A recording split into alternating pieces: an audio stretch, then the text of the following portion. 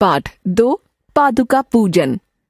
राम जैसा पितृभक्त कौन है, या लक्ष्मण भरत जैसा भ्रातृभक्त और कौन जन्मा है इस दुनिया में। पादुका पूजन में भरत से आगे निकल जाए ऐसा कोई आदमी नहीं है इस दुनिया में।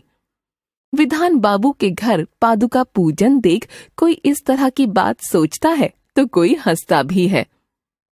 सब सोचते हैं यह सब दिखावटी भक्ति है। पादुका पूजन वह भी माता पिता की नहीं बल्कि पिता के छोटे भाई और विधान बाबू के चाचा की। विधान के पास पिता, माता, चाचा, चाची किसी की कोई तस्वीर नहीं, सब मर खप चुके। सिर्फ स्मृति पटल पर जितना कुछ बचा है उतना ही। आज विधान बाबू के घर में फोटो खींचने का फैशन दिन प्रतिदिन इस कदर बढ़ता जा रहा है कि खाना खाकर हाथ धोते समय की भी फोटो खींची जाती है। विधान बाबू को इस बात का अफसोस था कि वे माँ बाप, चाचा चाची की कोई फोटो नहीं रख पाए, लेकिन सिर्फ चाचा की 2 चप्पलें पूजा की चौकी पर रखकर पूजने की वजह क्या है। बच्चे पूछते तो वह कहते, पिताजी की आंखें मूंदते समय मैं 9वीं कक्षा में पढ़ता था। चाचा ने ही बचपन में गोद में खिलाकर बड़ा किया था। पिताजी ने जीते जी अपने बच्चों को गोद में उठाया हो यह याद नहीं। पिताजी थे गरम मिजाज वाले आदमी, इसलिए मैं पिताजी की अपेक्षा चाचा को अधिक चाहता था। उन दिनों के संयुक्त परिवार की बात पर आज विधान बाबू के बच्चे विश्वास नहीं करते। विश्वास कर भी लें तो पसंद नहीं करते। परिवार का मतलब क्या गाय बैल का झुंड? बाप रे बाप, दादी जी, पिताजी, ताऊ जी, चाचा चाची, बड़ी माँ, सबके बच्चे, आने जाने वाली बुआ, मौसी, दीदी और उनके बच्चे, दूर के रिश्तेदार, बंधु बांधव, नौकर चाकर, हलवाहे सभी खाएंगे एक ही हांडी में।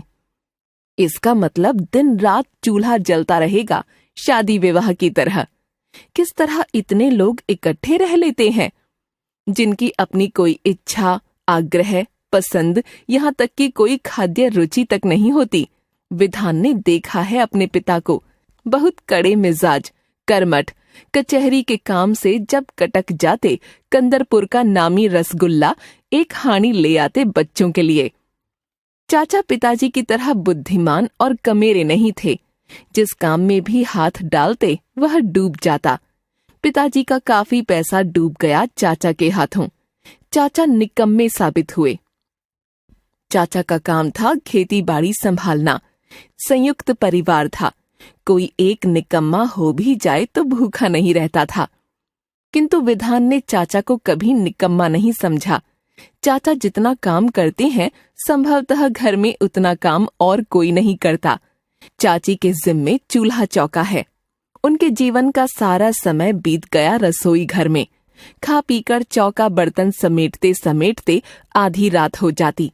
चाची की कमर जकड़ जाती, सुबह उठ नहीं पाती। विधान ने कितनी बार देखा है चाचा को चाची के पैर दबाते, घुटनों पर मलहम मलते। सब कहते हैं वह जोरू का गुलाम है, लेकिन विधान जानता है कि चाचा जोरू के गुलाम नहीं है। ऐसा हुआ होता तो इतने बड़े संयुक्त परिवार की नींव डोल गई होती। चाची की तबीयत का ध्यान चाचा नहीं रखेंगे तो कौन रखेगा। चाची सारा काम निपटा कर माँ के पैर दबा देती। चाची छोटी बहू जो ठहरी। चाचा पूरी दोपहरी खेती बाड़ी का काम देखते हैं। शाम के वक्त बच्चों को इकट्ठा करके कहानी सुनाते हैं ताकि खाना बनने से पहले कोई ऊँघने न लगे। इन सब के अलावा बंधु बांधवों की आवभगत, ठाकुर बाड़ी संभालना भी चाचा का ही काम है। गाय बैल को समय पर पानी पिलाना, सानी करना, गोबाड़ा ठीक से साफ हुआ है या नहीं, चाचा का ही काम है। दूध, दही, घी खाने पर गोबाड़ा दुआर कोई दूसरा नहीं देखता। तलैया साफ करवाना, नारियल के पेड़ झड़वाना, किससे क्या लेन देन करना है, सब आसानी से करते हैं चाचा। लेकिन ये सब काम पुरुष के लिए काम नहीं गिने जाते।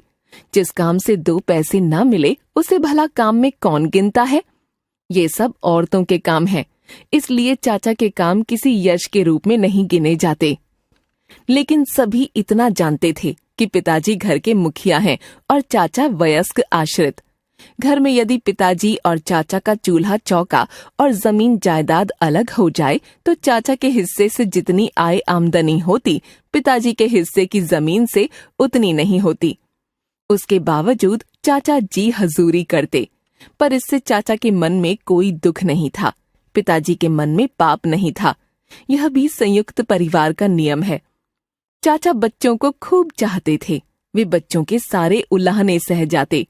विधान बचपन से ही शांत और शिष्ट है, पढ़ाई में मन लगाता है, हर कक्षा में फर्स्ट, इसलिए विधान है चाचा के गले का हार। पहले विधान फिर विराज। यदि पहले विराज से पूछते फिर विधान को तो लोग कहते चाचा ने पक्षपात किया है। विधान को माइनर कक्षा की छात्रवृत्ति परीक्षा देने के लिए 5 मील दूर हरिपुर स्कूल जाना था, पर जाए कैसे? गाड़ी मोटर नहीं चलती थी उन दिनों। पिताजी को साइकिल चलानी आती थी, पर कचहरी का काम छोड़कर वे नहीं जा सकते थे। चाचा ने कहा, कोई चिंता नहीं, विधान कमजोर है, चल नहीं सकता, मैं उसे कंधे पर बिठाकर ले जाऊंगा। केवल परीक्षा के संभावित प्रश्न हल करने के लिए विधान को कंधे पर बिठाकर चाचा हरिपुर गए। गर्मियों के दिन गरम रेत, पैर जलते रहते थे। चाचा को जरूर कष्ट होता होगा क्योंकि नंगे पैर हैं। चाचा ने चप्पल पहनने की इच्छा नहीं दिखाई।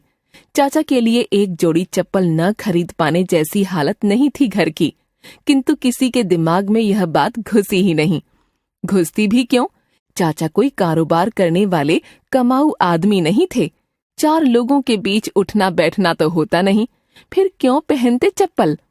विधान चाचा के कंधे पर बैठा था, सिर पर छाता लगाए। चाचा उचक उचक कर चलते गरम रेत पर। हरिपुर पहुंचने तक चाचा के पैरों की दुर्गति हो जाती। विधान की पढ़ाई खत्म होने तक चाचा स्कूल के चबूतरे पर बैठे थकान मिटाते। विधान के आने पर उसे बाजार में नाश्ता करवाते, खुद पीते चाय, कभी कभार 2 सूखे बड़े। विधान को कंधे पर बिठाकर लौटते समय पूछते, कोई परेशानी तो नहीं है बेटे? मुझे क्या परेशानी होगी? चल तो तुम रहे हो दिन में 10-20 मील गरम रेत पर, मैं मजे से बैठा हूँ कंधे पर। पर पढ़ाई तो तू ही कर रहा है, दिमाग खपाने में बहुत कष्ट है, मुझे कष्ट क्यों होगा? किंतु चाचा, तुम्हारे पैरों को तो कष्ट होता होगा, गरम रेत में पैरों में छाले भी निकल आए हैं। चाचा ने अपनी लंबी ठोड़ी पसारते हुए मुस्कराकर कहा था, कोई बात नहीं, हमेशा तो रहेगा नहीं यह कष्ट। मेरे इम्तिहान तो खत्म होने ही वाले हैं। छात्रवृत्ति पाने के बाद तू हरिपुर हाई स्कूल के हॉस्टल में रहकर पढ़ेगा, बड़ा ऑफिसर बनेगा, भविष्य में हमारे वंश का नाम उजागर करेगा। विधान ने रुंधे हुए स्वर में कहा था, लेकिन चाचा, मुझे कंधे पर ढोते ढोते तुम्हारे दोनों पैरों में छाले पड़ने का बहुत दुख है मेरे मन में। दुख क्यों है रे पगले? बड़ी नौकरी करने पर क्या मुझे एक जोड़ी चप्पल नहीं खरीद देगा? चाचा ने कहा था। चकित उल्लास में विधान ने पूछा था, चप्पलें खरीद लेने से तुम चप्पलें पहनोगे चाचा? क्यों नहीं पहनूंगा रे? निकम्मा होने के कारण किसी और के पैसों की चप्पलें पहनने से लोग हंसेंगे, बेटे के पैसों की पहनने से भला कौन हंसेगा? चाचा ने आत्मविश्वास के साथ कहा था। विधान को छात्रवृत्ति मिली थी। छोटे से गांव के और भी छोटे बाजार में तहलका मच गया कि महांती परिवार के बच्चे को छात्रवृत्ति मिली है। पिताजी की मालिश करते करते नाऊ ने पूछा, मालिक, सुना है आपके भतीजे को छात्रवृत्ति मिली है? कुछ भी हो, मालिक के वंश का नाम रोशन हो गया। पिताजी ने आंखें लाल करते हुए कहा था, क्यों आज तक नहीं जान सका विधान मेरा बेटा है? कहता है भतीजा, जा बाजार में घूम घूम कर कहना कि मेरे भतीजे को नहीं, बेटे विधान को छात्रवृत्ति मिली है। चाचा ने जब सुना बहुत हंसे थे। कहा था, विधान को जन्म देने के बाद शोर मच गया कि भाभी बस जाने वाली हैं। भैया ने खुद मेरी बीवी को बुलाकर कहा, आज से यह लड़का पहले तुम्हारा है, बाकी सबका बाद में। इसकी मां के बचने की कोई उम्मीद नहीं। और आज जब विधान को छात्रवृत्ति मिली है तो कहते हैं विधान उनका बेटा है। खुशकिस्मती से भाभी बच गई, किंतु भैया की बात माने तो विधान मेरा पहले है, बाकी लोगों का बाद में। विधान बाबू के पिता चल बसे। उस समय विधान बाबू की उम्र 13 साल थी। उसके बाद उन्होंने अपनी निष्ठा और बुद्धि के बल पर पढ़ाई की और नाम कमाया। ऊंचे ओहदों पर रहे, लेकिन क्या यह कहा जा सकता है कि चाचा ने कुछ नहीं किया? यह सच है कि विधान बाबू को छात्रवृत्ति मिली थी। क्या सिर्फ उतने में ही उनका गुजारा हो गया? चाचा गांव से चिवड़ा, चावल, लाई, गुड़, नारियल, घी, बड़ियां लेकर उसके पास आया करते थे। नौकरी पाने के बाद भी चाचा ने चावल बंद नहीं किया था। विधान बाबू चाचा को मानते थे। चाचा की सांस के रोग के लिए च्यवनप्राश, विटामिन के साथ साथ मिठाई और फल गांव भेजा करते। चाचा उतने से ही खुश हो जाते। आशीर्वचन उड़ेल देते विधान बाबू पर। देखते देखते चाचा बूढ़े हो गए। अब शहर नहीं जा पाते। बेटे बहू से जितनी सेवा शुश्रूषा मिलनी चाहिए नहीं मिल पाती। पिछली बार चाचा की तबीयत उतनी अच्छी नहीं थी। पास पड़ोस बंधु बांधव ने अच्छी अच्छी खाने की चीजें लेकर उन्हें देखने जाना शुरू कर दिया था। अर्थात इस बार ऊपर से बुलावा आने का वक्त आ गया था। खबर पाकर विधान बाबू भी गए थे। चाचा को रसगुल्ला बहुत अच्छा लगता है, लेकिन चाचा के हिस्से के रसगुल्ले विधान बाबू को ही खाने पड़े थे। चित्रा चाचा के पास बैठकर उन्हें रसगुल्ला खिलाने लगी। मुंह में रसगुल्ला लेने से पहले चाचा ने पूछा, विधान को रसगुल्ला दिया है ना?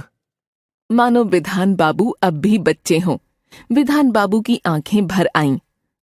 और किसी चीज की इच्छा हो तो मन खोल कर कह दो, भतीजा आया है।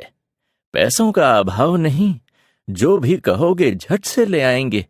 गाड़ी से आए हैं, चिंता क्या है?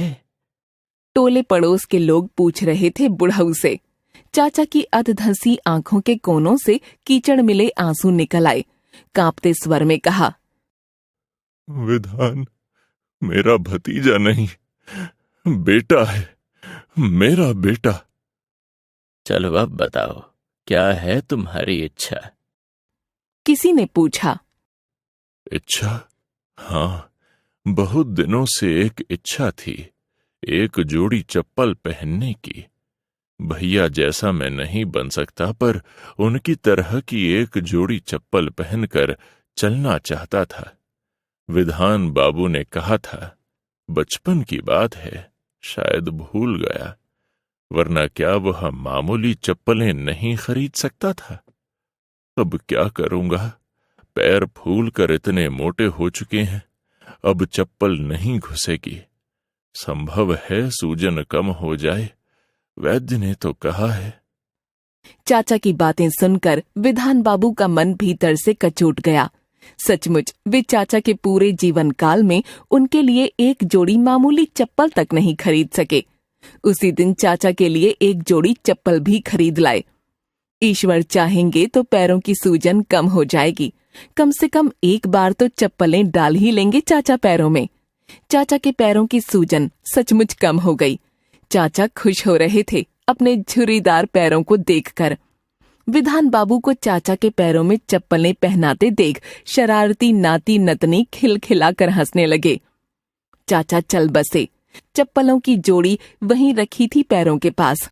मरते दम तक कहते रहे, उन्हें वहीं रहने दो, मेरे विधान ने खरीदी है, शायद फिर उठाकर चलने लगूं। काश विधान की खरीदी चप्पलें पहनकर चलने के लिए ही भगवान मुझे जिला दे। मरते समय बहुत बेचैन हो उठे थे जीने के लिए। चाचा के क्रियाकर्म के बाद विधान बाबू चाचा की वे चप्पलें सिर से लगाकर बगल में दबाकर वहां से ले आए, जिन्हें सिर्फ एक बार चाचा के पैरों का स्पर्श मिला था। लेखिका प्रतिभा राय।